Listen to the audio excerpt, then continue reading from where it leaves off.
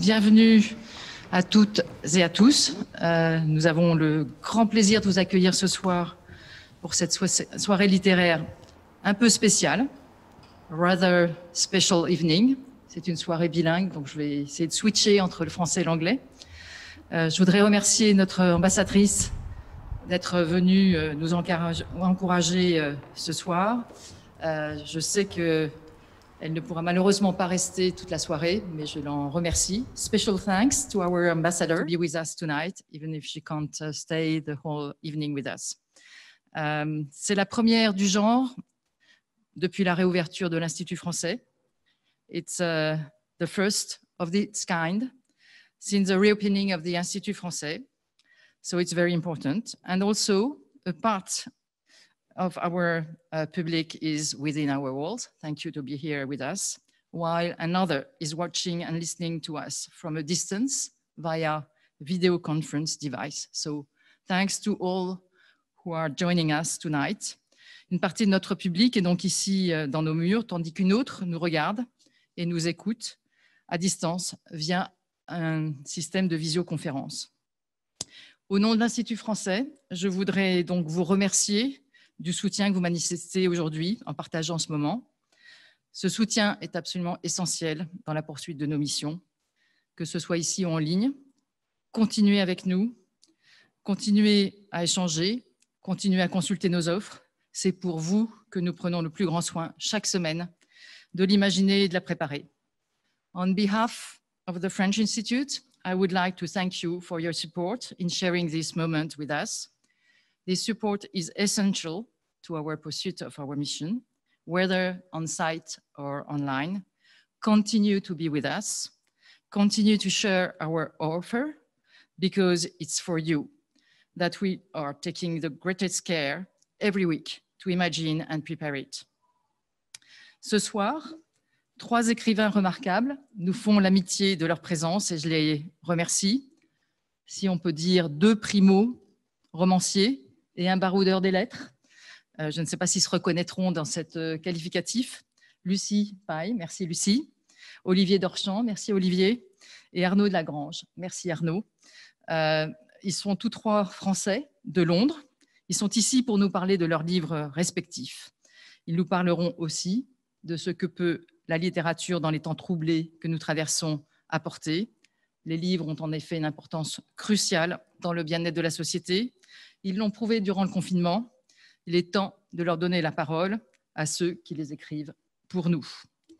This evening, we are delighted to host 3 remarkable writers, 2 debut authors, and 1 literary adventure. Lucie Paille, Olivier Dorchamps, and Arnaud de Lagrange.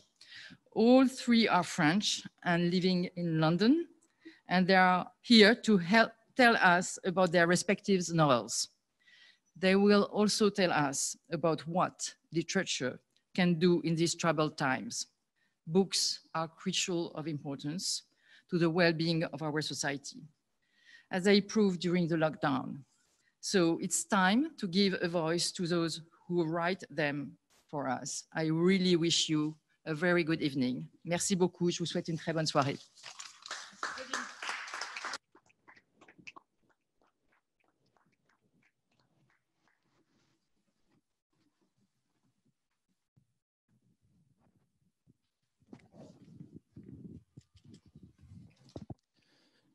Bien, bonsoir à tous. Je suis Mathias Rambaud. Je dirige le bureau du livre de l'Institut français et c'est moi qui vais poser les questions à nos auteurs.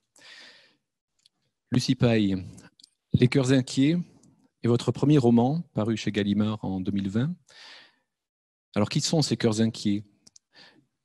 À vrai dire, ce sont tous les personnages du roman qui sont inquiets, mais ce sont principalement un homme et une femme, elle et lui, que l'on suit parallèlement au travers de chapitres alternés.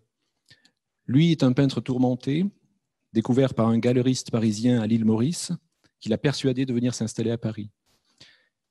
Elle, d'autre part, est une femme énigmatique qui écrit des lettres d'amour à un mystérieux correspondant. Tous 2 sont à la recherche de quelque chose.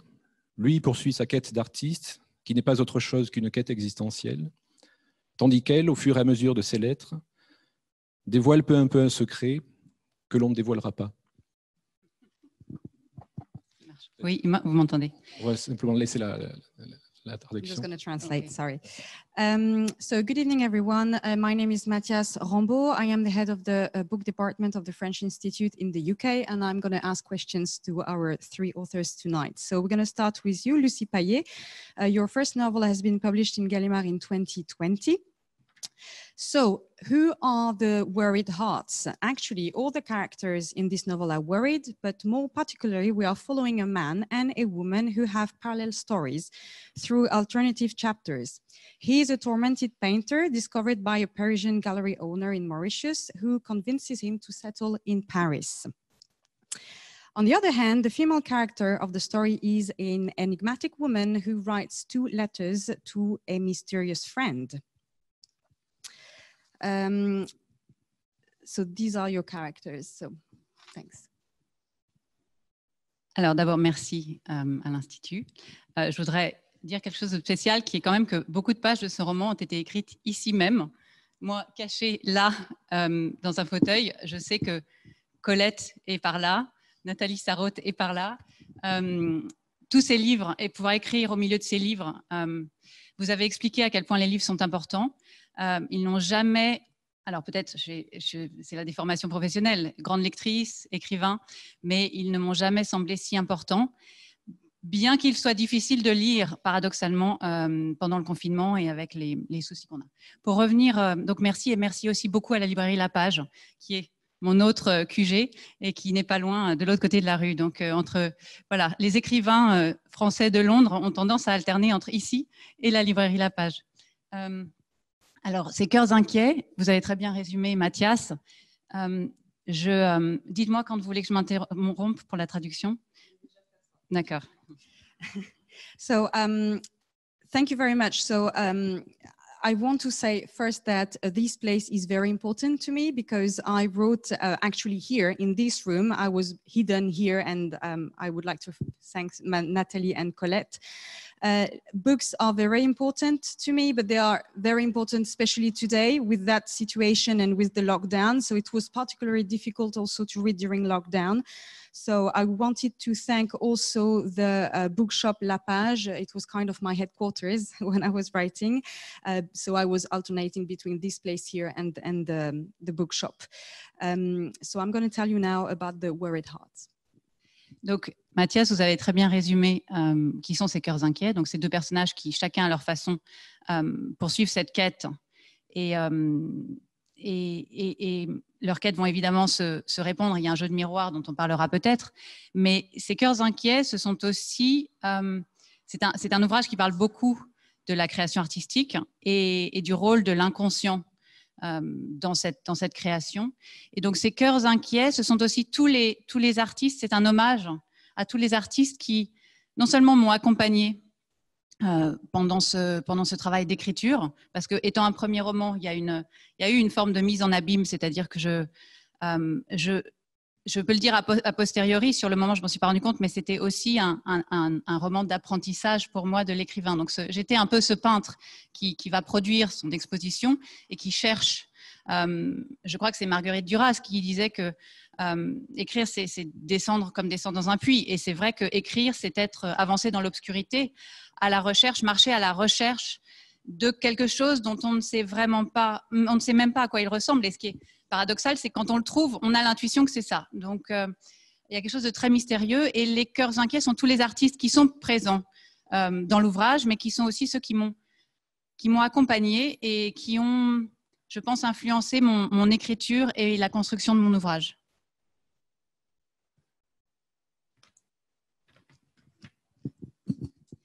So who are the worried hearts? That's the question.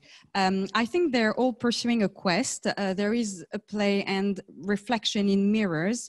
It is a book about artistic creation. And I would like with this book also, I wanted to pay tribute to all the artists that worked with me and who were here for me and also to help me with my work.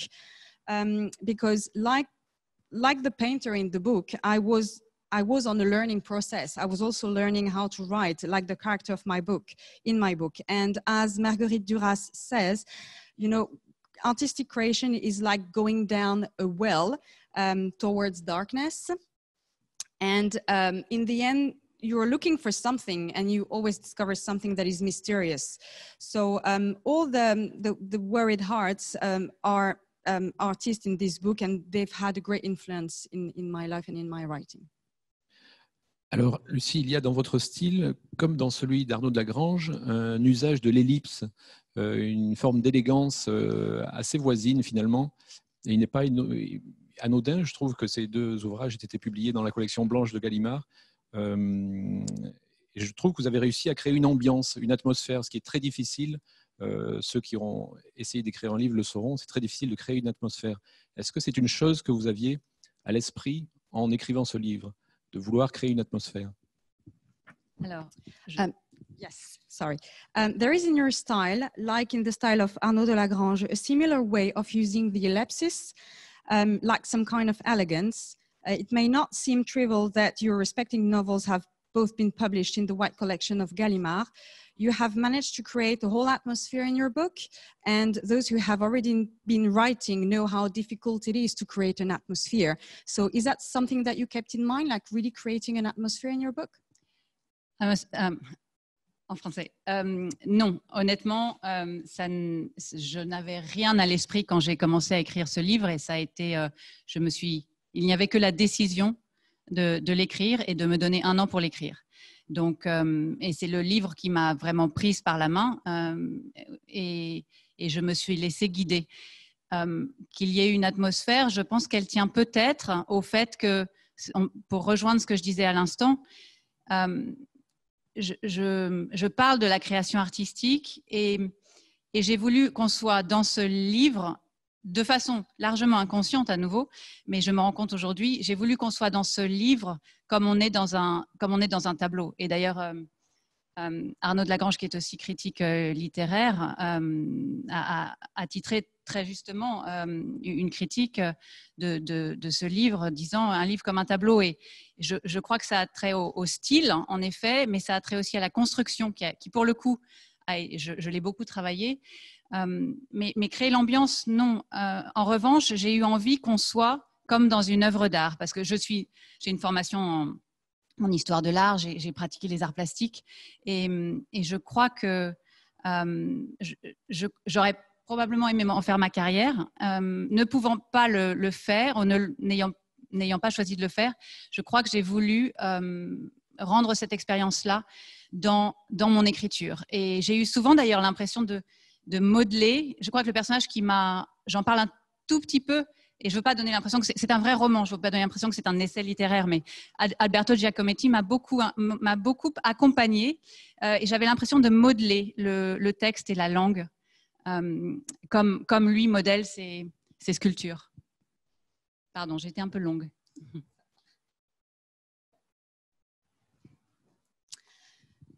So no, I didn't really want to create a specific atmosphere when I was writing the book. I was really focusing on writing, and it took me a year to write this book. So I was really guided by the book. For me, the atmosphere is like artistic creation. I wanted to be in the book, or to live the book, to be in a book like you are in a painting. As Arnaud de Lagrange said, because he's also a critic, literature critic, in the end, a book is like a painting through different ways, through the style, through the construction, through the way you actually write and you paint the painting. So it is like a piece of art. And I think it's important also to mention that I've got a training and I studied art. So I think I would have liked to have a career in this sector. So maybe it's one of my regrets. So I really wanted also to transfer this experience through writing. This book is a novel, it's not an essay, but when I wrote that book, I was thinking of Giacometti, and I think he kind of helped me. I was, building and creating that text like maybe he was carving a sculpture. Bravo. Je dirais que c'est un roman de l'intranquillité. On ne peut pas ne pas penser au néologisme de Pessoa. Et c'est aussi un livre au ton très juste, de bout en bout. Et ça, c'est d'une qualité rare. Les écrivains savent, quand ils écrivent un livre, à quel moment ils devront avoir recours à une cheville narrative ou à une facilité ou éventuellement un cliché. Dans ce livre, il est beaucoup question de l'honnêteté du peintre, mais j'ai envie de dire qu'au-delà du motif, c'est peut-être le moteur de ce livre, l'honnêteté de l'artiste qui crée. The Book of Disquiet only makes us think of Pessoa neologism. The book has the right tone from the beginning until the end, and it is a rare quality. Authors know that at some point in their novel, they will have to take an easy path, use cliches or narrative starters. A lot in this book is about the honesty of the painter, but can we say that honesty is the driver of the book? Yes, definitely. And I think that's probably a personal obsession. Ah, pardon, je me suis trompée de langue. C'était probablement une obsession personnelle. Et mon personnage, le peintre est quelqu'un qui va sublimer sa faille, parce que c'est quelqu'un qui est amputé en quelque sorte d'un point de vue psychologique ou sentimental. Et le seul recours il doit vivre avec le poids d'un secret dont il ignore même l'existence en réalité. Et donc la question de l'honnêteté est évidemment centrale, mais je crois que derrière, c'est très juste. En fait, ça me désarçonne un peu ce que vous dites, parce que c'est la première fois qu'on met vraiment le doigt dessus, et c'est très juste. Et à la limite, c'est presque... J'ai l'impression de parler de moi quand je parle de ça. C'est pour ça que c'est difficile de répondre à cette question, parce que je crois que oui, c'était... l'art est pour moi une façon d'aller chercher à dire une vérité qu'on ne peut pas dire autrement. Et pourquoi on écrit? On écrit parce qu'on ne peut pas pourquoi on crée? Parce qu'on a quelque chose à dire, une vérité, mais on ne peut pas la dire avec des mots. Et c'est ce qui me plaît dans l'art, et c'est ce que j'ai voulu retranscrire.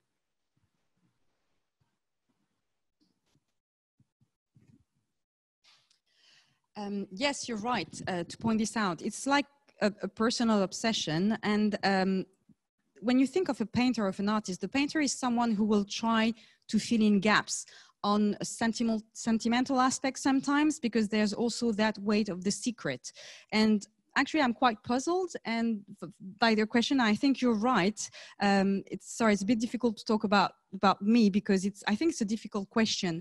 I think that art is a way to tell the truth and tell things that you might not be able to formulate, and things you cannot really put words on. So I really think that a person or an artist is creating something to be able to say things that he could not say with his words.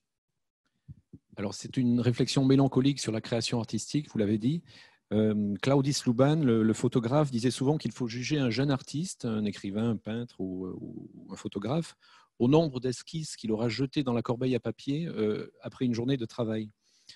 Autrement dit, un artiste est bon parce qu'il crée, mais aussi et surtout parce qu'il a eu le courage d'éliminer, parce qu'il a eu le courage de ne pas se satisfaire, parce dont il a eu le courage de ne pas se satisfaire. Et votre personnage, à qui il arrive de détruire ses toiles à coups de cutter, s'exclame en parlant de certaines d'entre elles qui ont été achetées, et dire qu'il les a vendues, il ne pourra plus les détruire. It is a melancholic reflection on artistic creation. The photographer Slagic Sluban used to say that a young artist, a writer, a photographer, or a painter should be judged by the number of sketches thrown in the bin at the end of the day. An artist should be praised for what he has created, but also for what he threw away, for what he was not satisfied with. And your character, who sometimes destroys his canvas with a cutter knife, says about those who have been sold, I can't believe he sold them. He won't be able to destroy them now, not anymore. On en revient à cette idée que ce peintre est un peu une mise en abîme de mon travail de primo-romancière, de d'écrivante, de personnes qui s'initient à l'écriture. Et c'est vrai que mon peintre fait beaucoup d'esquisses, il en jette beaucoup, et en effet, il détruit ses toiles. Et j'ai fait pareil. Je suis quelqu'un qui n'hésite pas à jeter. Je jette beaucoup, et peut-être c'est ce que la pratique des arts plastiques m'a enseigné. Et on en revient à Alberto Giacometti, qui ne cessait, au grand désespoir de ses modèles qui étaient censés poser 2 jours et qui passaient 2 mois assis sur une chaise raide, parce que indéfiniment, on croyait toucher à la fin, et puis Giacometti il redétruisait, parce qu'il avait le sentiment qu'il n'y arrivait pas. Il fallait que que son frère descende l'escalier et lui dise maintenant c'est fini, je prends, c'est bien, on va fondre. Et je crois que c'est... Je n'ai cessé de me rassurer, par cette mise en abîme, de me rassurer, de me dire c'est ça le processus créatif, c'est ça l'écriture, et il faut échouer, et c'est quelque chose que la culture anglo-saxonne nous enseigne aussi, il faut échouer pour réussir.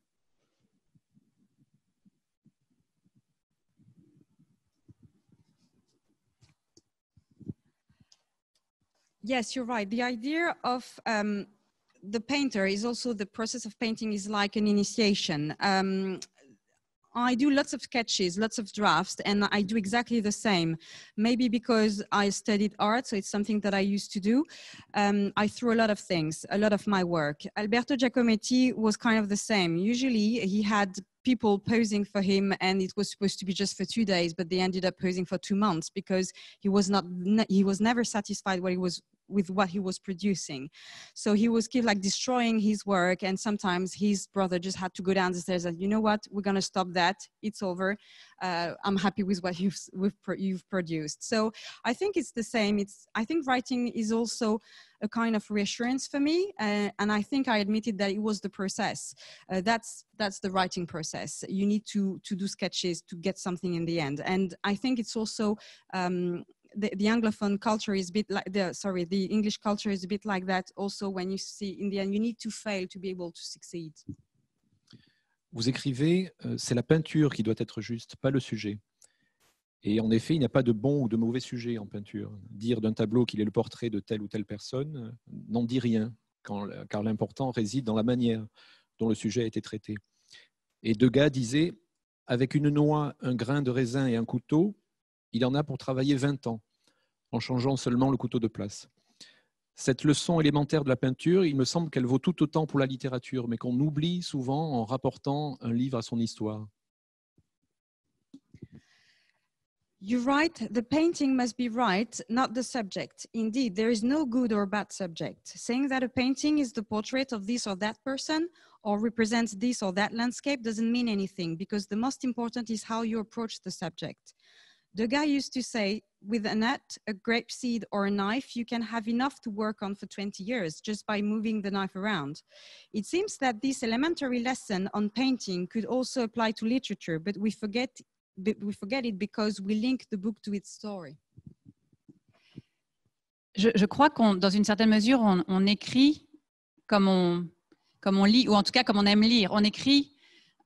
Et je sais que pour moi, l'histoire a peu d'importance dans mes lectures. Ce qui me transporte, c'est l'écriture, c'est un style. Et peut-être à nouveau, c'est quelque chose dont j'ai hérité par la fréquentation des arts plastiques, mais et c'est vrai qu'à dessiner indéfiniment une nature morte, on peut tout dessiner indéfiniment, c'est vrai. Mais je crois que pour moi, c'est ça qui est crucial. C'est-à-dire, si on a quelque chose à dire, ça n'est pas tant. Et j'ai eu le sentiment que si je devais réussir à écrire un roman, c'était non pas. Et d'ailleurs, c'était comment dire, le défi que je me lançais était non pas de raconter une histoire originale, mais de le dire d'une façon qui allait pouvoir apporter aux gens ce que la fréquentation des œuvres d'art m'apporte, c'est-à-dire d'épaissir ma sensibilité, m'aider à voir les choses autrement. Je me rappelle sortant d'heures de dessin et je me rappelle voyant le monde différemment. C'est comme si mon regard avait été changé.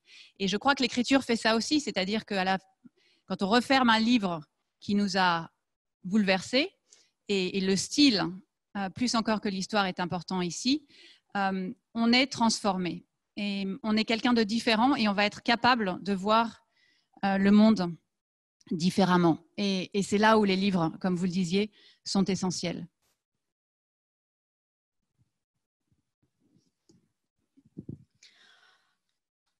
I think when you write a book, I think you write the way you would like to read the book. The things that you read, you would like to transpose them to the way you write. The story is not important to me. What I like above all is the style.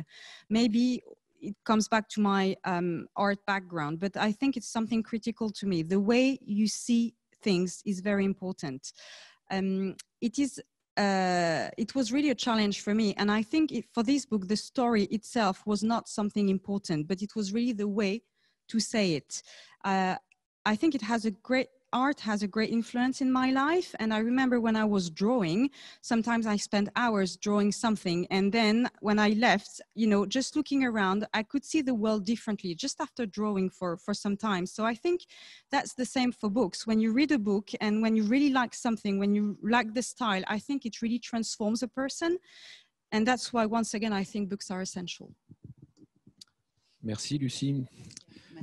Nous allons maintenant passer à un autre roman du secret, celui d'Olivier Dorchamps, Ce que je suis, qui a connu un succès considérable et reçu de nombreux prix, notamment le prix Charles de Gaulle de nos voisins du lycée. Alors, 3 fils français de parents marocains, un père qui vient de mourir à Clichy et qui demande, à la stupéfaction de ses enfants, à être enterré au Maroc. Et c'est à Marouane, l'aîné et le narrateur, professeur agrégé d'histoire, qu'est confiée la mission de ramener la dépouille de son père à Casablanca.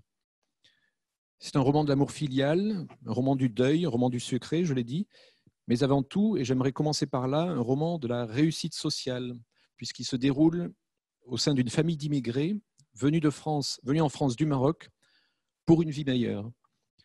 Tout au long du roman, il y a ce rêve des réussites qui ne prend jamais la forme qu'on croyait et qui n'a peut-être d'autre fonction, au fond, que de nous pousser à aller toujours plus de l'avant. So let's now talk about another novel dealing with Secret, the novel of Olivier Dorchamps, Those Who I Am, which was a great success and received many awards, among them the Charles de Gaulle Award from our neighbors, the French Lycée. So that's the story about 3 brothers who are French with Moroccan parents, that when their father passes away, they are surprised to find out that he wanted to be buried in Morocco. So the eldest brother, Marouane, a history teacher and narrator of the story, agrees to fly the body back to Casablanca. It's a novel about filial love, mourning, secrecy, but above all, and I insist on that, it's a novel about social success, since it's the story of an immigrant family who came to France from Morocco for a better life. The dream of being successful comes true for the 3rd generation, and success is present throughout the novel, but the success never looks like what we're expecting. Maybe it just helps success to move forward. Hello, I'm quite happy to answer in English if that's all right, but if I don't want to take away anything from you, okay. Right, I'm not sure there was a question in there, so C'est une invitation à parler. Okay. Well, I believe the fact that the family are not living in misery or poverty is a bit of a trick of the trade for me, because it actually allows me to not talk about that side, which would have been a bit of a lie, because I grew up in a very privileged background. So it was much easier to decide that the family was successful, at least through education. And also, I think I'm slightly tired of immigration being always seen through the lens of poverty. There are a lot of people whose parents immigrated to France or here or the United States and who end up being very successful. And I think that side of immigration is not talked about enough. So that's why, in a way, I was quite happy that through that trick of the trade, I actually managed to talk about immigration and mostly identity and the struggle that it can be without having to talk about poverty as well. Et pourtant, c'est bien le cas. C'est l'histoire d'un grand-père qui était garagiste au Maroc, qui rêvait d'un Eldorado qui prenait à la fois ce nom de Californie, symbole de luxe et de réussite d'une certaine façon. Son fils émigre, mais reste garagiste. Et enfin, les 3 petits-enfants, l'un est avocat, l'autre agrégé d'histoire. Donc, il y a quand même cette ascension sociale qui est présente dans votre roman. But that's the case because the grandfather, who is a car mechanic in Morocco, was dreaming of California. It's a nice boring Casablanca, but also some kind of utopia or Eldorado, synonym of luxurious life. The son is also a mechanic, and they managed to be successful only on the third generation because one of the son is professor of history and the other one is a lawyer. So that's the case a bit. Yes, indeed. But I believe that, of course, the grandparents were from a very poor background back in Casablanca. And so they had to entertain that dream for the future generations. And of course, the trigger is if you cross the Med, then you're going to end up in a country where anything is possible, which is not necessarily the case, actually. I think a lot of immigrants who come to France or the UK end up being disappointed with the kind of society or the fact that the dream they had when they left is actually untrue. So going back to what you were saying, I still think that in our Western societies, we always look at the third world like it is a dead end. And for me, it was very important to say, it might be a tunnel, but there is a bit of a light at the end of the tunnel. Et puis surtout, vous dites que la réussite sociale n'est pas synonyme de bonheur, puisque Marwan est un personnage mélancolique, non seulement à cause du deuil, évidemment, qu'il est en train de vivre, et puis parce que sa copine vient de le quitter aussi, ce qui n'arrange rien.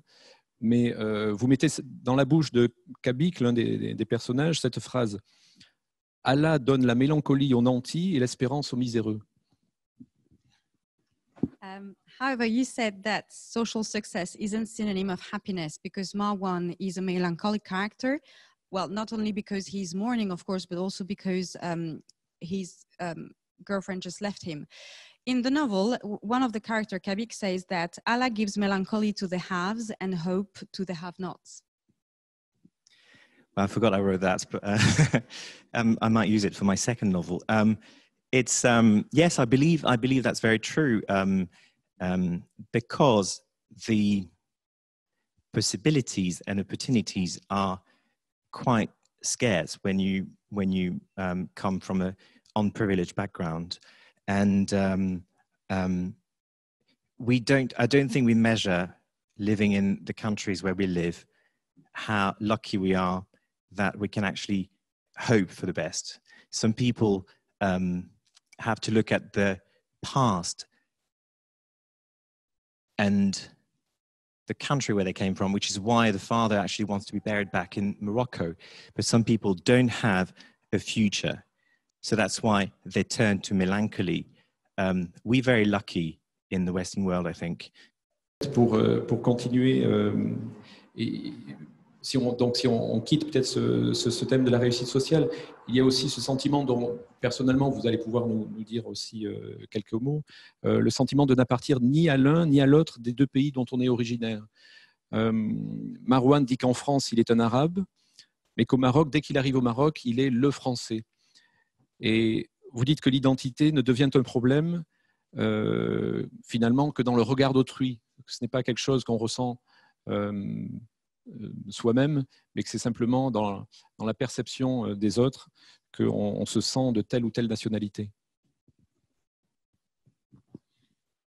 There's also this feeling. Can you hear me? Is it working?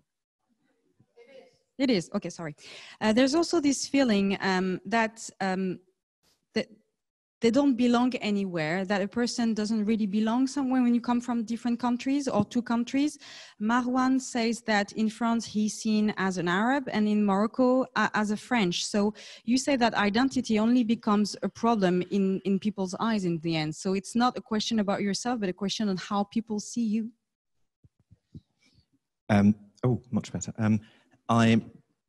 To be fair, I don't think I was the first one to say that.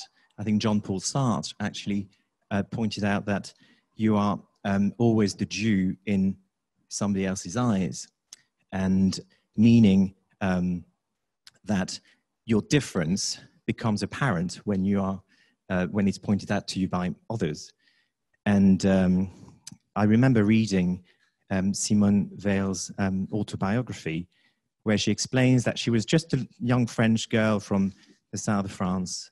And she knew obviously that she was Jewish, but it's only when the Gestapo actually knocked on the door that she realized what being Jewish actually meant. And I think that's very much the case when you're trying to build up your identity. You have to build it according to what other people, the kind of mirror image that they send back at you. Be it your cultural identity, your sexual identity, in my case, I've always been between several countries, and it's never easy to be the one that doesn't quite fit in. Even today, I cannot have an opinion of my own, because if I say something that is pro-British, of course I say that because I've got a British passport. And if I say something that is pro-French, it's because I'm French. So it's at some point you just want to draw the line and tell people, well, enough of that. I'm entitled to have my own opinion because I'm my own person. So stop telling me what to think, how to act, how to speak. Am I speaking with the right accent or not? I am who I am. Just take me the way I am. À ce propos, vous décrivez aussi de façon très pittoresque le Maroc des années 60, juste après l'indépendance.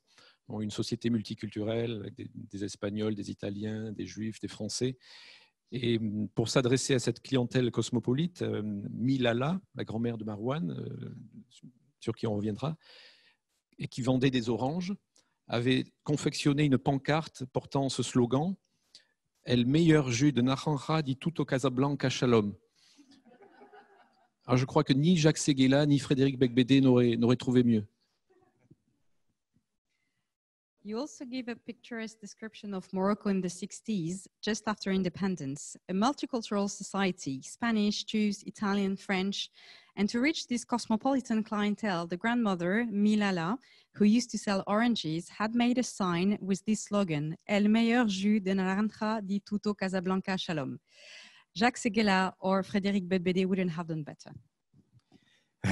Well, the funny thing is I have absolutely no link to Morocco. So this is purely made up. And I've been there a few times, and as a tourist mainly, and I did some research as well. But I'm not a big Wikipedia user. And when I tend to do research online, it's mostly photos. So I look at pictures online and I try to imagine the world that might have surrounded the characters in those pictures. And the seller of citrus fruit was very much a big character in one of the photos I saw from the 50s. And I just imagined that in order to attract as many customers as she could, because it was quite obvious that she couldn't speak any of those non-Arabic languages that were spoken in Casablanca, which was a very cosmopolitan city back then. She had to have some outside help, and she had to kind of do it with a bit of humor.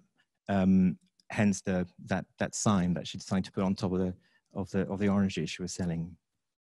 Alors, dans la façon dont j'ai parlé du livre, on pourrait croire que c'est un livre d'hommes, mais ce n'est pas le cas, car les femmes jouent un rôle prépondérant.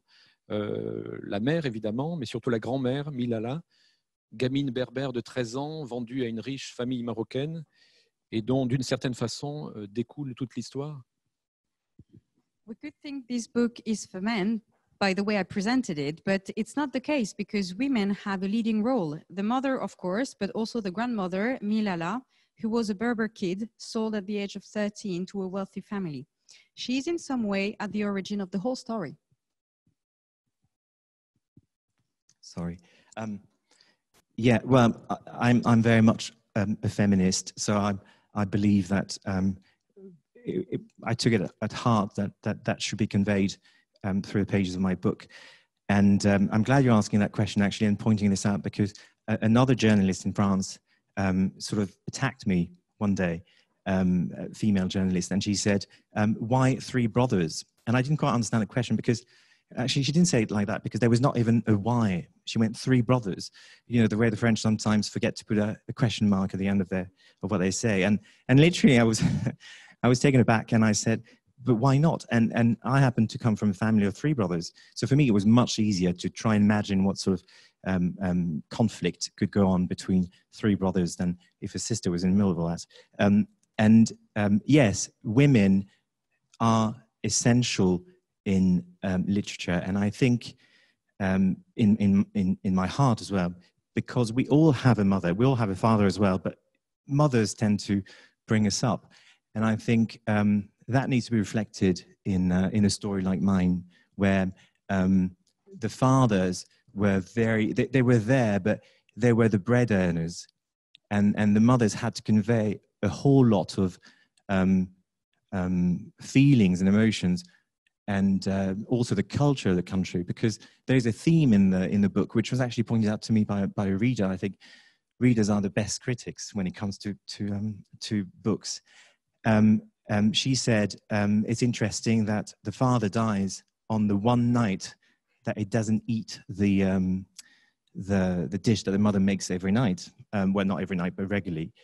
And I didn't realize that, but it's very true. I think women are able to transmit a whole lot of emotions, obviously, but also the culture of the country where we come from.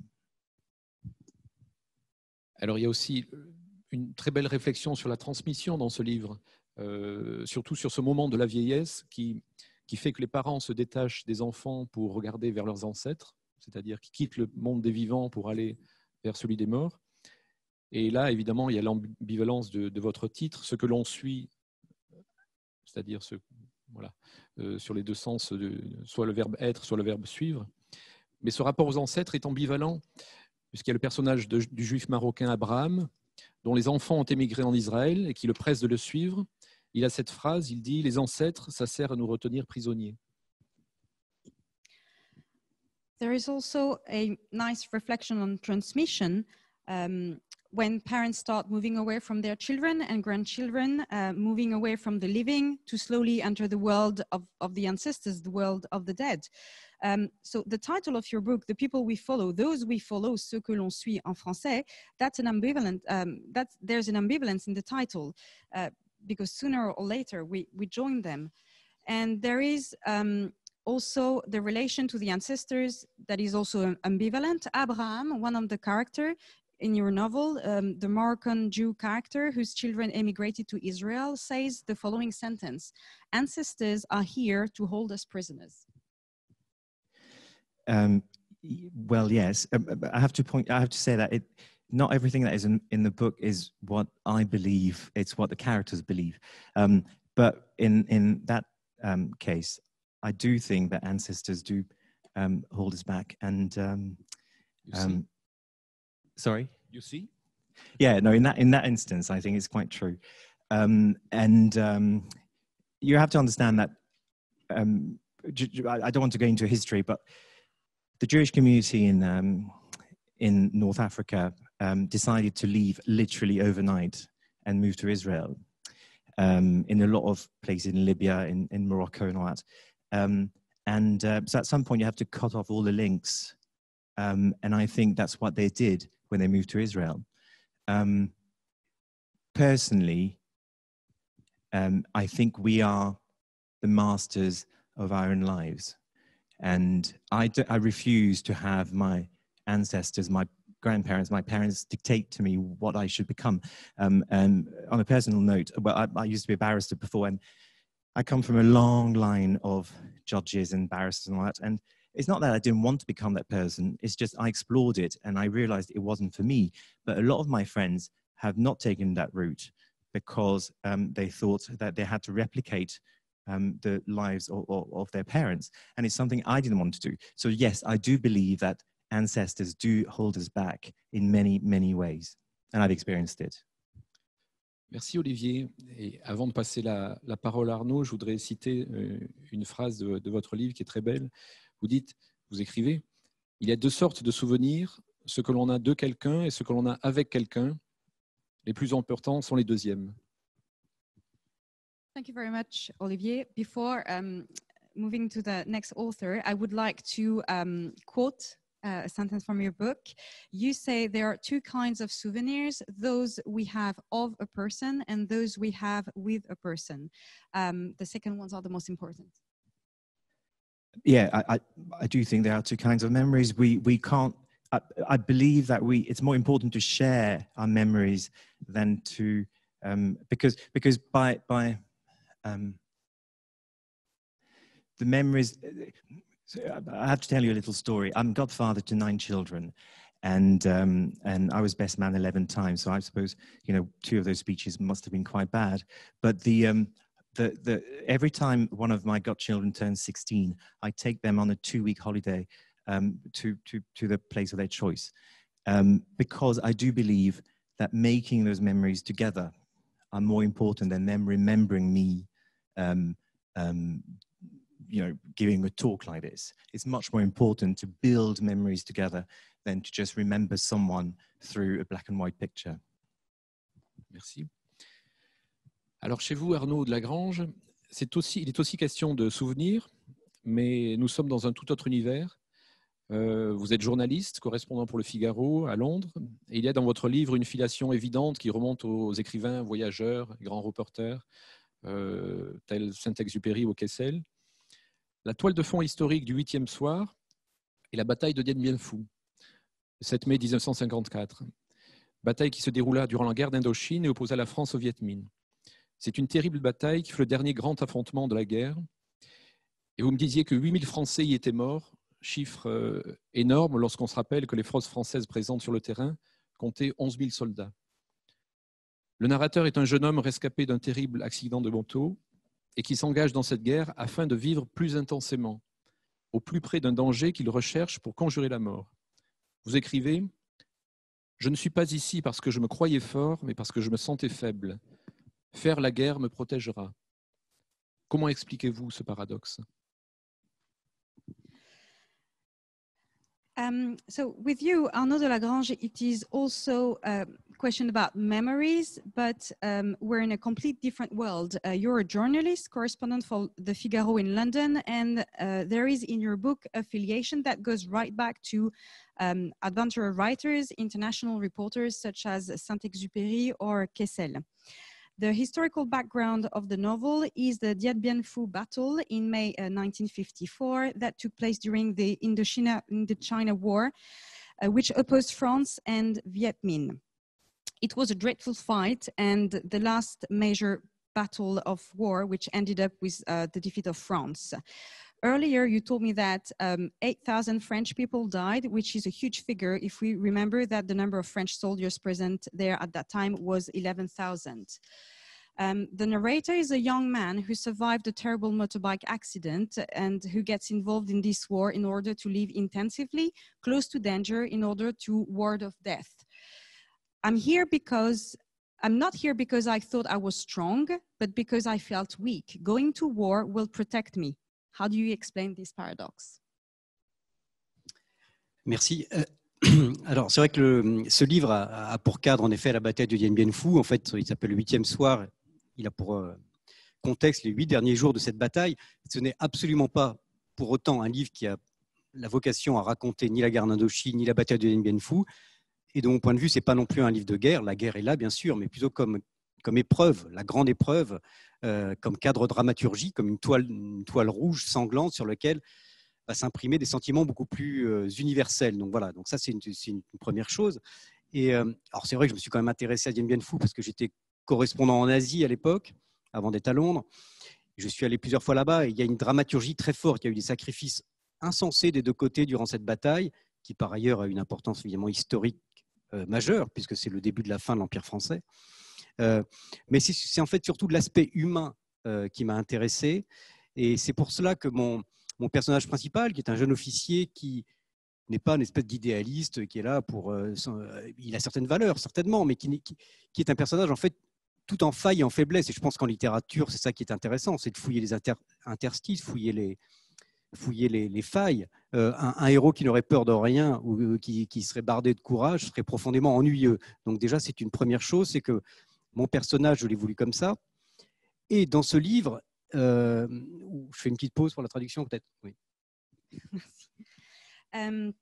Yes, so it's important to say that the battle is the background of the book, but it's not a book about war. It's not about war in Vietnam.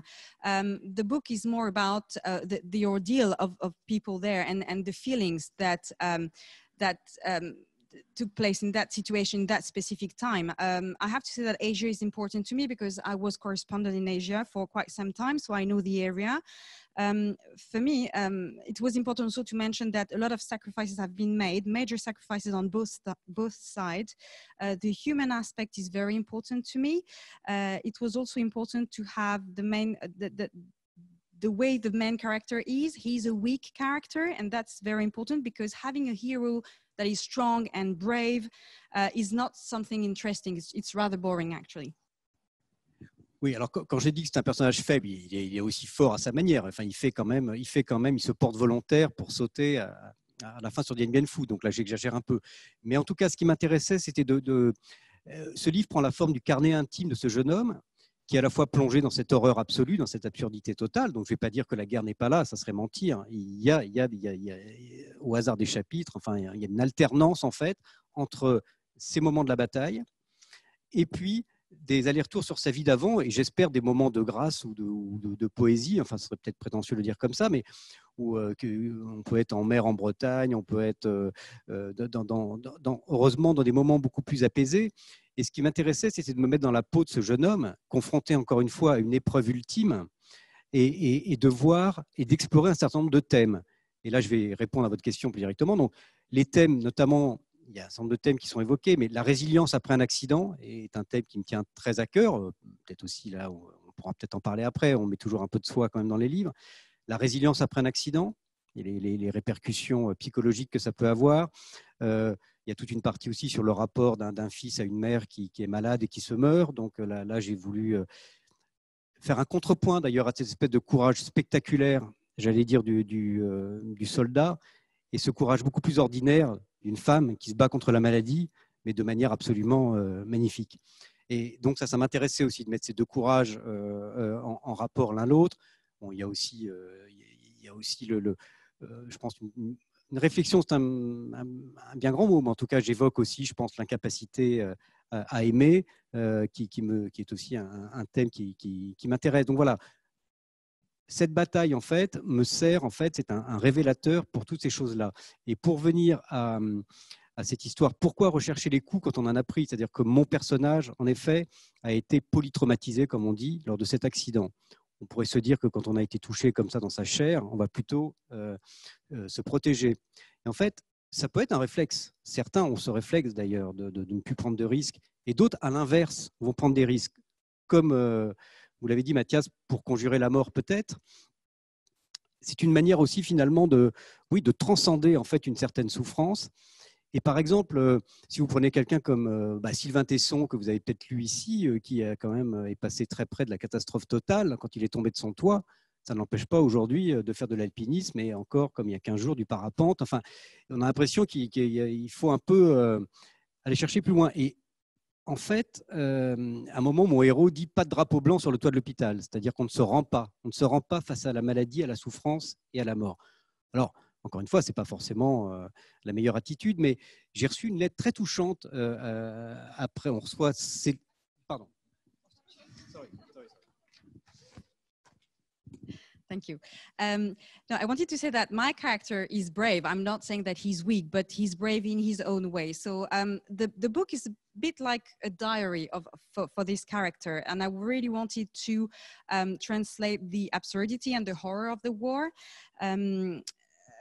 So the book is split between what's happening during the battle and also flashbacks from his former life.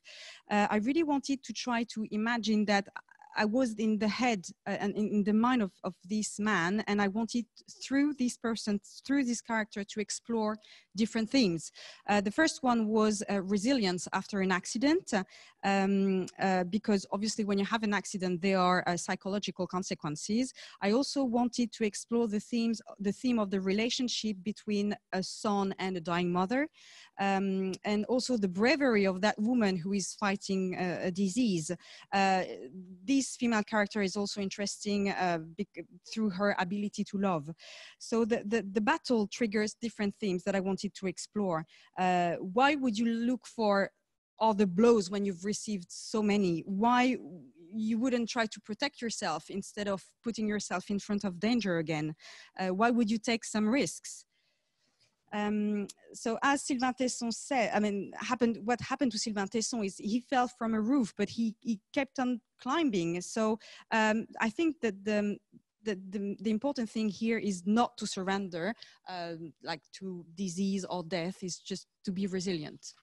Et pour terminer sur ce sujet, j'ai reçu une lettre parce que c'est vrai que ce qui est formidable quand on écrit, c'est qu'on est lu et que les lecteurs, c'est bateau de le dire, mais c'est vrai, font le livre avec nous. Et j'ai reçu une lettre d'une jeune fille qui est une des victimes des attentats de Paris de novembre 2015. Je ne sais plus la date. Enfin, elle était en terrasse, un des bars ou restaurant, qui a été mitraillée par les djihadistes. Elle a été quand même très sérieusement blessée à la jambe et au bras. Elle est encore touchée. Elle a encore même une balle qu'on n'arrive pas à lui extraire. Et par ailleurs, elle veut faire du journalisme. Elle n'a pas 30 ans et elle fait du journalisme. Elle est partie en reportage plusieurs fois en Syrie, alors qu'elle a quand même été, entre guillemets, victime de Daesh. Et elle est allée faire des reportages au Kurdistan syrien, en Syrie, etc. Et elle m'a écrit une lettre très touchante en me disant, voilà, ce que j'ai lu sur votre personnage, Dien Bien Phu dans les années 50, ce que vous dites sur la résilience après un accident et les réflexes que ça peut susciter, c'est exactement moi ce que j'ai ressenti. Et là, je me suis dit, mais c'est quand même incroyable parce qu'on écrit sur une histoire qui est totalement différente et vous avez une jeune fille qui, en 2018, enfin en 2019, ressent la même chose. So I wanted to mention a letter that I received because it was a letter from a reader, because as you all know, readers make the book. They are very, very important through their feedback. So that's the letter from a young lady who was a victim of one of the attacks in November 2015 in Paris. She was injured, so she was injured in the leg, in the arm. She still has a bullet in her body. And this young lady wants to be a journalist, and she actually went to Syria to report. So it's something that is important. She said that it's something that really meant to her, the resilience of this character in Vietnam, that it triggers reflexes. And she was very surprised to say, like, that's exactly how I felt. Alors, j'en conviens, ce n'est pas un livre de guerre, mais c'est quand même un livre qui dit la vérité de la guerre. Et les soldats n'y s'y sont pas trompés puisqu'ils vous ont décerné le prix de l'armée de terre. Tout est si bien rendu qu'on a l'impression que vous avez vous-même été soldat. La fraternité qui unit les hommes, vraiment, est très bien rendue. Mais cette fraternité, puisqu'on l'a dit, ce n'est pas un roman militariste, absolument pas.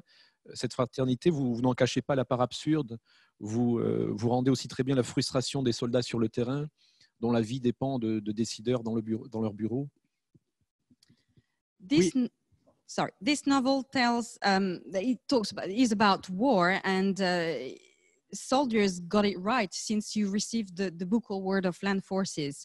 The brotherhood between men at war is present throughout the book, but it is not a militaristic novel. But you don't hide the absurd aspect that brotherhood could take. You highlight very well the frustration of soldiers on the ground, whose lives depend on decision makers talking in offices. Oui, alors j'espère que vous ne me prêtez pas a priori l'âge m'ayant permis de participer à la bataille de Dien Bien Phu. En effet, je suis un tout petit peu plus jeune que ça. Par contre, c'est vrai que, pour être honnête, je pense que surtout dans ces premiers romans, on s'appuie sur des choses qu'on connaît un peu. Donc, je n'ai pas connu cette guerre, encore une fois, mais il y a deux choses. C'est que avant de mal tourner et de devenir journaliste, eh bien, j'ai commencé. J'étais parti dans une carrière militaire. J'ai passé quelques années dans l'armée. Et voilà, c'est une chose, donc peut-être qu'il y a des choses que je connais de l'intérieur, un tout petit peu, en tout cas que je peux sentir. Et puis, après, pendant 10 ou 15 ans, comme journaliste, j'étais, je trouve le mot toujours pompeux, mais reporter de guerre, c'est-à-dire j'ai beaucoup couvert les conflits. Donc, voilà, il y a des choses aussi qui me parlent. Donc, je pense que c'était normal d'évacuer un peu tout ça dans ce... Là, c'est seulement mon deuxième roman, d'évacuer un peu tout ça. et ce qui m'a permis, je l'espère en tout cas, au moins de toucher une certaine vérité humaine, c'est-à-dire que d'écrire à hauteur d'homme. Et c'est vrai que j'ai reçu des témoignages assez agréables de ce point de vue-là. Et je pense qu'on écrive sur n'importe quoi, sur des marins pêcheurs, sur le monde de l'art. Enfin, quand on arrive, alors qu'on écrit une fiction, à être dans la vérité, en tout cas dans la vérité humaine, pas forcément dans celle des faits, mais dans la vérité des hommes et des femmes, et bien là, je crois que c'est une vraie source de contentement. Et c'est vrai que la fraternité humaine est un thème très présent dans ce livre. Et en fait, quand vous parlez notamment souvent à des militaires, et par exemple, quand, je me souviens, là aussi, j'ai reçu des témoignages intéressants quand, vous savez, ces 2 commandos marines qui sont morts en Afrique en allant libérer des otages, là, il y a 1 ou 2 ans, je ne sais plus. Et c'est vrai que ces gens-là ne se voient pas comme des héros. Ces gens-là ne font quelquefois pas ce qu'ils font par un idéal. Ils le font, bien sûr, ils ont des valeurs, mais ils le font aussi, ça va paraître provocateur, mais par amour. C'est-à-dire que par amour des gens qu'ils vont aider, mais surtout par amour du camarade qui est à côté, à gauche, et celui qui est à droite. Et ça, c'est un moteur essentiel, parce que Dieu sait si dans la guerre, il y a des choses absolument terribles, mais peut-être les seuls moments de rédemption, c'est cette fraternité humaine, qui est souvent le moteur principal et qui permet encore aux hommes de se tenir debout et d'avancer.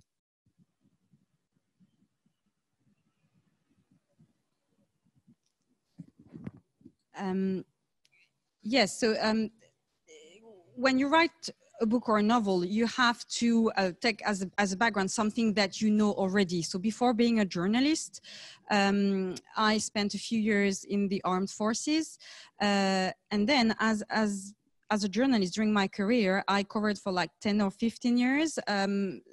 I was a war reporter, so that's something that I know pretty well.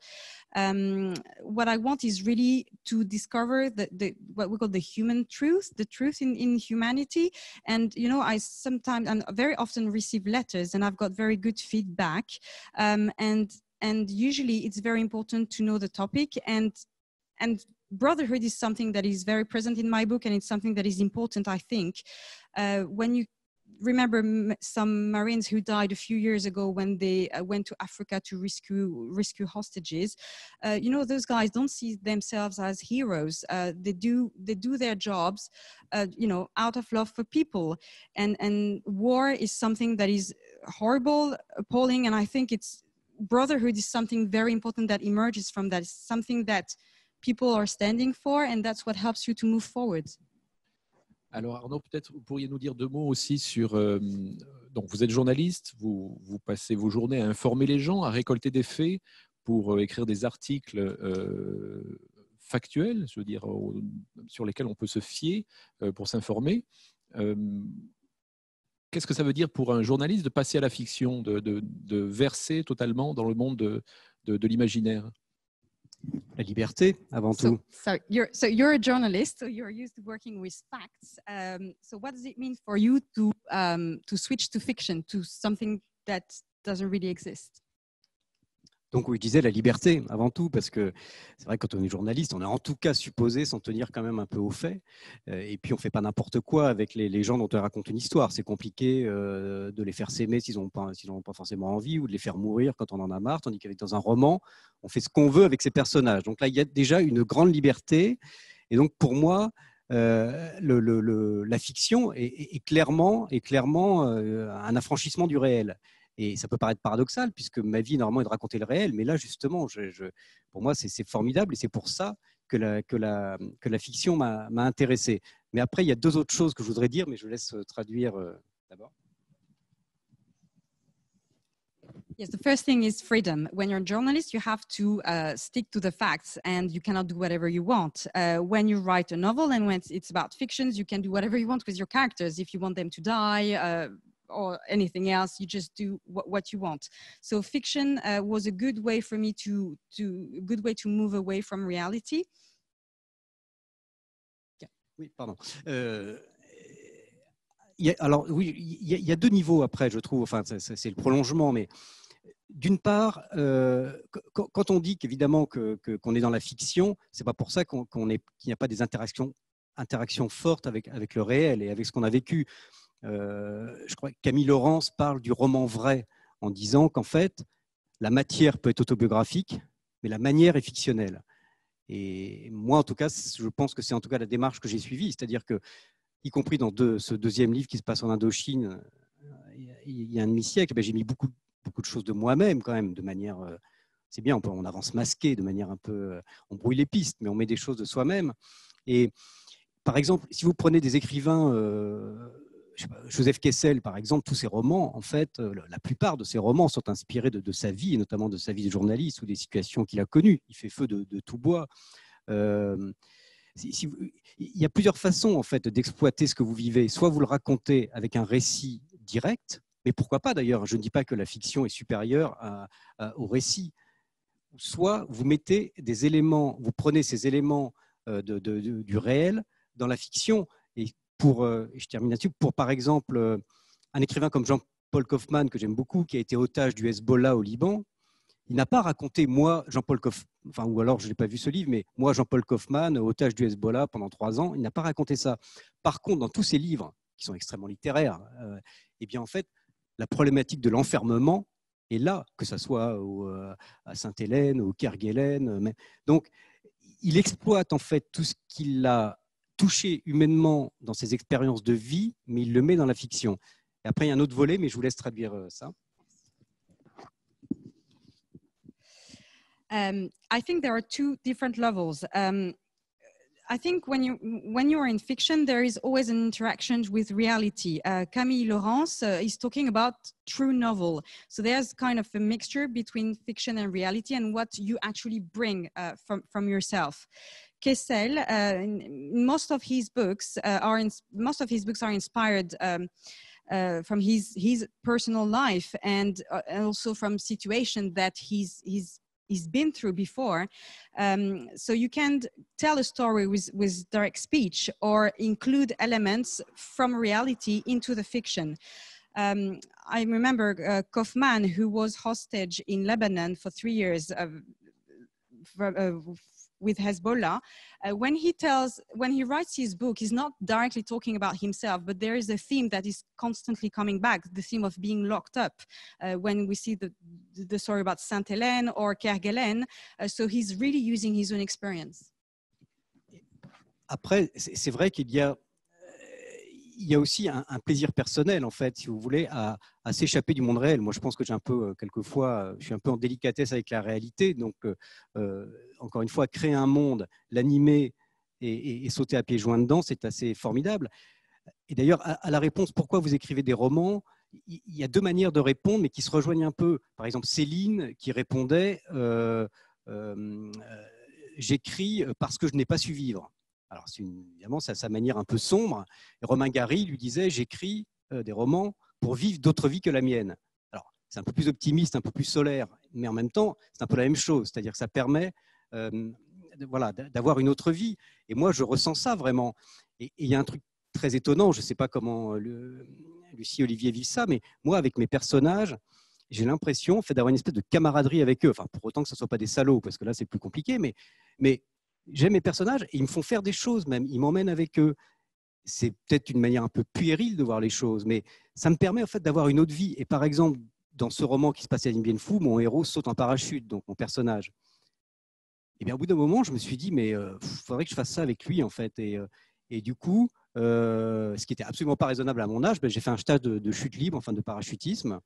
Et j'ai trouvé ça passionnant. Alors, et puis, dans le roman précédent, mon héros était en Sibérie, donc j'ai pris le transsibérien. Alors, c'est pour ça que je pense que j'écrirai jamais sur un serial killer, parce que ça pourrait peut-être m'emmener un peu loin. Voilà. Mais...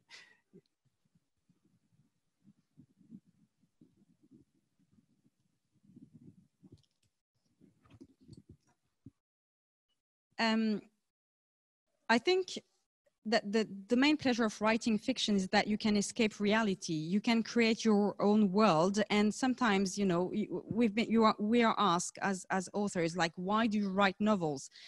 Céline used to say that he wrote because he couldn't live properly.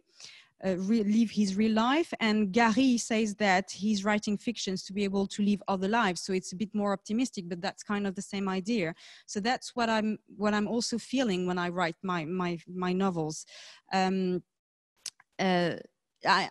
like being with my characters, and I like be along them, and maybe it could sound childish, but it's also a way to have other lives and live life with them. You know, my character in my other book, my previous book, is trying parachute jumping, and it's something that I also tried and actually loved it. In another book, my character is going to Siberia, so I actually went there to try to experience it. So I'm glad that I'm not writing about serial killers, because I will also have to experience that. Si Mathias, tu me permets juste de terminer ma réponse sur un plan plus large. Entre l'écriture du réel et la fiction, il y a toujours évidemment cet éternel débat. On le voit bien d'ailleurs en ce moment. Il ressurgit très souvent lors des rentrées littéraires. Par exemple, on le voit avec le roman le livre d'Emmanuel Carrère, Yoga, qui est sélectionné pour le Goncourt, alors que celui de Philippe Lançon, Le Lambeau, n'avait pas été sélectionné parce que c'était considéré non pas comme un roman, mais comme un récit. Voilà. Donc moi, je ne rentrerai pas dans ce débat qui est toujours très compliqué, qui à mon avis est un peu stérile parce que c'est de la littérature. Et puis voilà. Mais en tout cas, la fiction, qui est le mode que j'ai choisi, Lucie a dit tout à l'heure que l'art permet de dire des choses qui ne peuvent pas s'exprimer autrement. Et je pense que la littérature, la fiction, le roman, c'est ça aussi. Moi, ce qui m'intéresse dans le roman, mais que je ne mets pas, encore une fois, forcément comme le genre suprême, c'est juste que moi, c'est celui qui me plaît d'explorer. Permet le roman, la fiction, permet, je pense, par les méandres qu'elle permet d'expliquer des choses, enfin, de parler de choses qu'on aurait du mal dans un essai à exprimer. Peut-être parce que on raconte une histoire, on parle autant au cœur et à l'émotion qu'à l'intellect. Je pense qu'on arrive à faire passer énormément de nuances et moi, je trouve ça très intéressant. Ça, c'est une chose. D'autre part, quand vous créez des personnages de fiction, finalement, ce sont des personnages qui n'ont pas existé, qui n'existent pas, qui n'existeront jamais. Donc, en fait, ils existeront toujours. Il y a une espèce de dimension intemporelle à ces personnages et un peu universelle quand ils sont réussis. Bon, moi, je dis ça, attention, je ne veux pas être tout prétentieux. Moi, j'ai fait un modeste roman et je suis à mon petit niveau. Mais quand vous regardez dans la grande littérature, c'est intéressant, par exemple, de voir pendant le confinement, il y avait sur les réseaux sociaux, vous voyez des gens, comme les gens lisaient ou s'intéressaient, vous s'ennuyaient un peu chez eux, on vous demandait, il y avait des tas de choses qui circulaient, quels sont les 10 romans qui vous ont marqué, ou quels sont les... Voilà, il y avait énormément de choses comme ça, et les gens mettaient des couvertures de livres, vous disaient, voilà. Ben, quand vous regardez ça, c'était la plupart du temps des grands classiques, et on était toujours, en général, sur des romans avec des personnages importants. C'est-à-dire que Anna Karénine, Fabrice Del Dongo, Aldo du Rivage des Sirtes, ce sont des personnages, en fait, qui sont complètement universels, qui portent tous, d'une manière ou d'une autre, une part de nous. Et c'est moi, ce que je trouve fascinant, en fait, dans le roman, c'est que le roman, souvent, est plus réel que la réalité. Merci.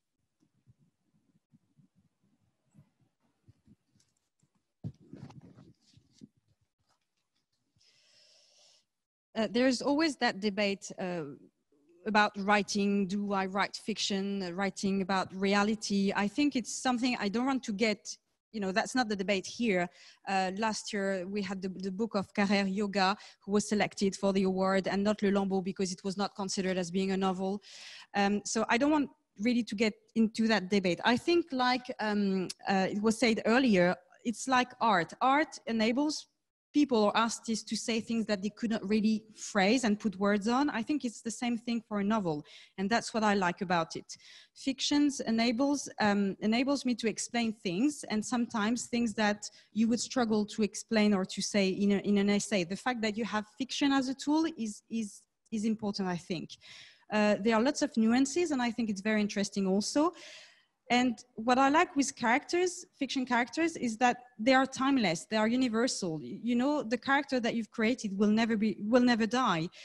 During the lockdown, a lot of things happened on social networks, asking people to name the 10 best novels that they've read. And, in the end, just lots of classic literature came up, and in like major novels and fictions with characters that were universal, and I think we can all recognize ourselves in those characters, and that's why I think that fiction sometimes is even better than reality. Merci Arnaud. J'avais encore beaucoup de questions, mais je préfère laisser la parole au public, soit le public qui est ici en présence, qui peut poser les questions qu'il veut, soit le public qui nous regarde via Zoom à distance et que j'invite à envoyer ces questions via la barre de chat et qui me seront envoyées sur mon téléphone si tout marche bien. Donc voilà, des questions pour nos auteurs, n'hésitez pas. Ils seront, je crois, ravis d'y répondre.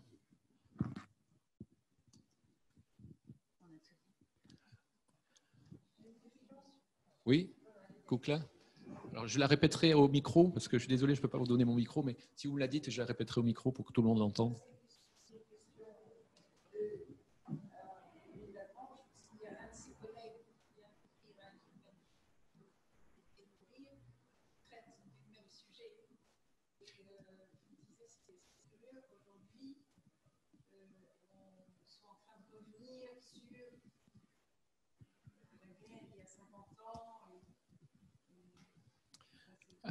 Alors, Koukla Macléose posait cette question à propos du métier de mourir, qui est un ouvrage d'un journaliste du Figaro qui traite un peu du même thème et s'étonnait de cette remise à jour d'un thème comme ça, voilà, de la guerre.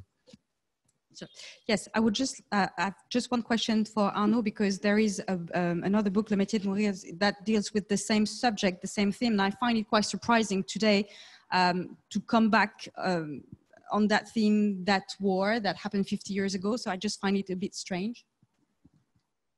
Oui, alors c'est intéressant. Ce livre, donc, en effet, que je n'ai pas lu encore, hein, qui est sur ma table, le livre de Jean-René van der Platsen, en effet, qui en est à son deuxième livre. Il avait déjà exploré le thème dans La nostalgie de l'honneur, qui est son premier livre il y a 3 ans, qui avait eu un prix Interallié. Moi, ce qui me semble, en fait, c'est qu'il y a certainement... le sujet n'est pas de revenir, en fait, de raconter des guerres du passé, loin de là, mais je pense qu'en fait, il y a un regain d'intérêt, en fait, certainement, pour tout ce que ces histoires véhiculent, et certainement par effet ricochet par rapport à notre époque. Quand vous regardez, par exemple, je parlais tout à l'heure de ces commandos marines qui sont morts, voilà, le colonel Beltrame, mais regardez maintenant l'hommage, l'émotion dans la nation en France, enfin, l'émotion nationale que cela suscite et les hommages qui sont rendus, qui sont absolument incroyables. On voit que tout à coup, tout un pays vibre autour de ça, alors que 10 ou 15 ans auparavant, 2 commandos qui meurent en Afrique lors d'un truc, ça n'aurait intéressé personne, à part les gens qui s'intéressaient. Donc je pense que, d'ailleurs, peut-être qu'on en fait trop, d'ailleurs. Ces hommages sont peut-être... Enfin, je veux dire, ces hommes le méritent, ce n'est pas le sujet, mais peut-être qu'on en fait beaucoup. Mais certainement, parce il y a un drôle d'effet, c'est que notre société, qui est souvent... Mais là, je réfléchis tout haut et je ne sais pas si je suis autorisé pour le dire, mais qui est souvent dans l'autoflagellation, qui est dans le dénigrement de tout, qui est quand même... oui, assez, je veux dire, assez négative sur pas mal de sujets, tout à coup, par effet miroir, voit des hommes qui ne sont pas des saints, ne sont pas des héros, mais qui vont au bout de ce qu'ils font, ce qui est déjà pas mal dans une société, là encore une fois, où on est souvent dans le zapping et où en fait on ne s'accroche pas facilement aux choses. Et donc je crois qu'il y a une fascination pour cet aspect humain de voir des gens qui s'engagent pour quelque chose qui les dépasse quand même, parce que sans encore une fois en faire des saints, accepter de donner sa vie, c'est quand même quelque chose de particulier, d'où le titre de ce roman, c'est particulier, quoi qu'on en dise. On va peut-être juste laisser l'interprète traduire. Enfin, je termine juste, c'était pas long. Ils s'engagent donc sur quelque chose qui les dépasse, ils font leur métier, souvent ils disent voilà, on fait notre job, ils font leur métier, ils vont jusqu'au bout, et je pense que il y a un espèce de mystère, du coup, qui est un peu révélé ou mis en exergue par ces hommes et leur engagement, qui fait que je pense qu'il y a un regain d'intérêt, peut-être, pour ce genre de livre. Vous avez raison, qui, à mon avis, il y a 10 ou 15 ans, certainement n'aurait pas eu le même retentissement. So yes, I know the book that you're mentioning. It's a book that I haven't read yet, but it's on my list. Yes, so the subject it's not like going back to the past, but I think there is a specific interest at the moment for those kind of stories. You know, in France at the moment there are lots of national tributes and a lot of emotions that comes from things that are happening with soldiers who die. For example, the 2 soldiers who died in Africa 15 years ago, I don't think people would have been much interested. But today, our society that is quite in denial or negative, there is a sudden interest in those men who are giving their lives as a sacrifice. So it's something that goes beyond them. And that's the mystery. And that's probably something that people are getting interested in now today, and I think there's probably a shift at the moment. D'autres questions? Oui.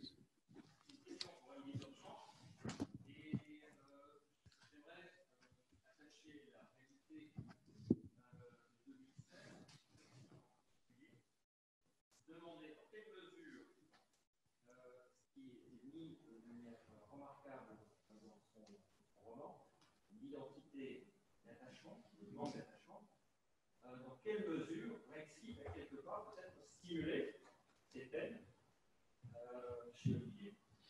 Alors la question est de monsieur, dans quelle mesure le Brexit a stimulé Olivier dans l'écriture de son roman?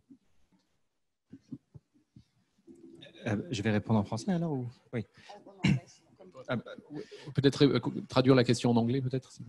Yes. What was the place of Brexit in writing your novel? I mean, did it have an impact on writing your novel? Sorry. Oui, disons que le thème de mon roman, c'est vraiment l'identité. C'est pas l'immigration, c'est pas le Maroc. Mes personnages auraient pu être chinois, polonais, portugais. Et d'ailleurs, quand tu disais que les lecteurs t'avaient envoyé des lettres, j'ai rencontré beaucoup de lecteurs. Et je pense que les lecteurs sont toujours les mieux à même de parler d'un roman. D'ailleurs, je trouve que en tant qu'auteur, c'est toujours très difficile.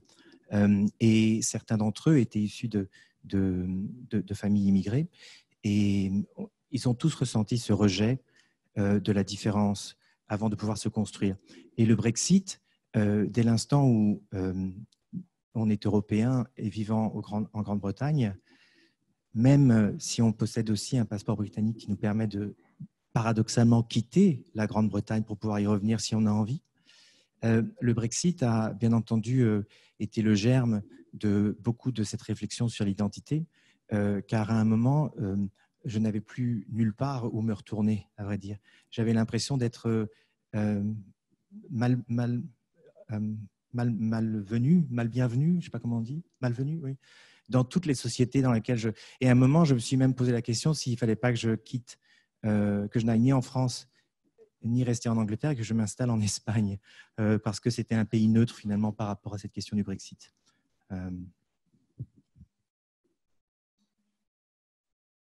So yeah, so the theme of my book is really identity. It's not a book about immigration or about Morocco. The characters of my book could have been of any other nationality. One of my, I received some interesting feedback from readers because they usually give very good feedback. So some of them came also from other countries and were immigrants or former immigrants, and they all felt rejected also. So Brexit has triggered that kind of reflection also for people, especially for European people living in the UK. I think it really triggered reflection on identity. And that's how I felt also. I felt that I had nowhere to go and I was not welcome anywhere. So I even thought of, leaving France, leaving the UK and maybe going to a neutral country, and could have been Spain. Une question? Oui, madame?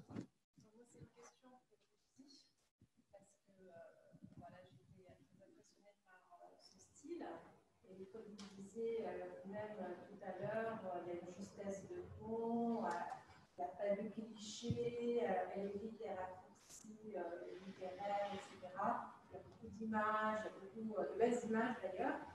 Et donc, je voulais savoir si dans l'écriture, c'est une intention, justement, il y a une démarche consciente pour éviter justement ces raccourcis, des platitudes, des clichés, des images qui ont été utilisées plusieurs fois ou des métaphores qui n'évoquent pas grand-chose. Est-ce qu'il y a vraiment, à chaque fois que vous écrivez, tu écris par une phrase ou un chapitre, tu fais une démarche consciente pour que ce soit beau, qu'il y ait une beauté dans le style, qu'il y ait un plaisir qui soit purement lié au style, à l'écriture. Alors, c'est une question pour Lucie. Est-ce que l'élégance et la justesse de ton dont on a parlé de ce roman est le résultat d'une démarche consciente et permanente dans le processus d'écriture? Yeah, that's a question for this, Lucy. I wanted to mention her style that is, as you said, always has the right tone. There is no cliche. I really like the images. So my question was, is that something that you really did on purpose, really like working on the style itself? Alors, je voudrais d'abord saluer une consoeur, puisque la personne qui pose la question est écrivain aussi, donc Iman Roblin, que je salue. Non, ça n'est sûrement pas une intention, mais c'est un besoin. C'est un réel besoin. Et ça n'est pas conscient, mais c'est nécessaire. Et il est difficile de savoir quand c'est... Ça n'est pas une... Comment dire, j'évite ce que j'appelle le faire joli. Je pense que l'écrivain doit surtout éviter le faire joli. Donc, il ne faut pas chercher, enfin, il faut exiger le beau plus que de le chercher. Mais il vient, et très largement à force de travail, et à force de fréquenter les autres auteurs, et notamment les classiques comme tous ceux qu'on a ici. Voilà, mais c'est plus une nécessité et une exigence qu'une quête intentionnelle. Voilà. No, it's not something that I really done on purpose, but it's more a need. It's something that is necessary to me to try to avoid the nice and easy path when writing. So it's really a need for me. And je voudrais juste ajouter que Arnaud a dit que pour lui, écrire, c'était s'échapper. Et pour moi, écrire est fréquenter le beau. Voilà.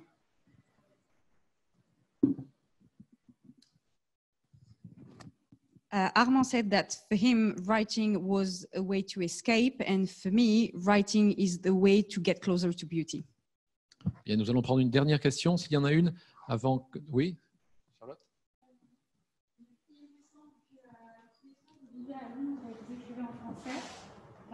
Il me semble que tous les trois, vous vivez à Londres et vous écrivez en français, si c'est bien ça. Je voulais vous poser à chacun la question, quel est votre rapport à la langue française, que vous travaillez ici et pourtant, en même temps que de vivre ici et parler anglais toute la journée, travailler en anglais peut-être. Alors, une question qui s'adresse aux trois auteurs. Vous êtes des Français qui vivent à Londres, vous écrivez en français. Quel est votre rapport à la langue française? Question for the three authors. I wanted to just to mention that you are French living in London. So what is your relationship towards French language? Pour moi, c'est un retour probablement à mes racines. Voilà. Et sachant que j'ai vécu en plus longtemps en Californie, donc ça fait longtemps que j'ai quitté le territoire français. Donc, je m'en rapprochais en venant à Londres, je me rapprochais de la France et j'avais envie de me rapprocher de la langue aussi et de mes racines. Voilà. Just bouncing back on what you said, for me, writing is giving a voice to the voiceless, and not in a sort of propaganda kind of way, but I think it's very important to not be frivolous about writing. When it comes to writing in French, I grew up in the 17e arrondissement. So French is very much the language, and I grew up here as well, but French is very much the language of my emotions. And I don't think I'd be able to delve into my own emotions the same way as I do in English, the same way as I do in French. I think I'd be pretty boring. I'm probably very boring anyway, but I think my writing would not be emotional. And I think for me, that's the most important thing. As Anna was saying, I would like every reader to be touched by the emotions that I felt and which I filtered down to them through my characters. For me, that is that is the sign of a good book? Moi, de toute manière, je suis arrivé seulement il y a 1 an à Londres, donc je suis un peu un bisu, si je puis dire. Et en tout cas, je suis encore très franchouillard, vous le voyez. Donc, de toute manière, je pense encore français et j'écris français très, très, très facilement. Non, moi, ce que j'ai découvert, en tout cas, et ça rejoint d'ailleurs votre question, du coup, ça me permet de répondre de parler aussi de, je crois que c'était la première question de Mathias à Lucie sur l'atmosphère. En fait, moi, ce que j'ai découvert, c'est un jour, en écoutant d'ailleurs une émission, vous savez, la Grande Librairie, où il y a quelqu'un là qui s'appelle François Bunel, qui essaie d'arriver au niveau de Mathias Rambaud en termes d'animation de débat, qui interrogeait Paul Auster sur son processus de création. Et Paul Auster disait, en fait, moi, d'abord, c'est une musique, la musique des mots, la musique du langage. De cette musique découlent des personnages, et de ces personnages, de cette musique découle un ton, une atmosphère, et après des personnages, et après une histoire. Et moi, dans mon premier roman, je m'étais aperçu que c'était l'inverse. J'avais une histoire que je voulais raconter, du coup, j'avais créé mes personnages, et après, j'avais une atmosphère. Alors que dans le deuxième, là, le 8e soir, quand j'ai écouté Paul Auster dire ça, mais je me suis dit, mais c'est exactement ça. Moi, il y avait une musique, il y avait des choses que j'avais envie de dire, il y avait un ton, il y avait une atmosphère, mais je n'avais pas de récit, je n'avais pas de fil narratif prévu. Et en fait, ce que j'ai trouvé formidable, c'est que j'ai bien aimé, et je pense que c'est ce que je vais essayer de continuer à faire, c'est-à-dire partir de cette musique et se laisser porter par les mots et les phrases qui en fait, d'ailleurs, voilà, je ne veux pas non plus tomber dans des choses trop lyriques, mais il y a une espèce de dynamique propre aux mots. Flaubert disait que les phrases sont des aventures. Je pense qu'on a tous rencontré ça à certains moments. On commence un paragraphe, on ne sait pas comment il va se terminer, et on est emporté par une espèce de courant et de musique, comme si les mots avaient leur propre liberté, et nous, on n'a plus la nôtre. Et ça, c'est absolument... Ça n'arrive pas à toutes les pages, mais quand ça arrive, c'est assez magique.